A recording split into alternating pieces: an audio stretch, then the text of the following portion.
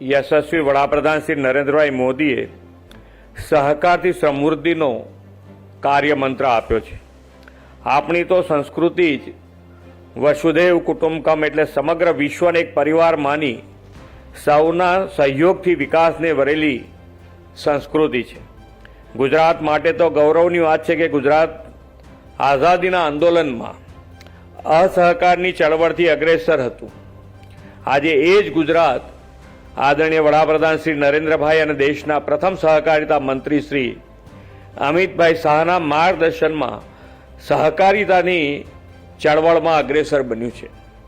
ગુજરાતમાં આવેલી સહકારી ક્રાંતિને ભારતભરમાં વ્યાપક બનાવવા કેન્દ્ર સરકારે આદરણીય વડાપ્રધાનશ્રીના દિશાદર્શનમાં આઝાદી પછી પહેલીવાર અલાયદા સહકારી મંત્રાલયની સ્થાપના કરી છે।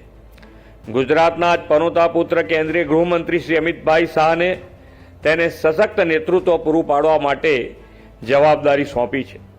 સૌને સાથે લઈને વિકાસની રાહે ચાલવાની વડાપ્રધાનશ્રીની પ્રતિબદ્ધતાથી સહકાર ક્ષેત્રને નવી દિશા મળી છે।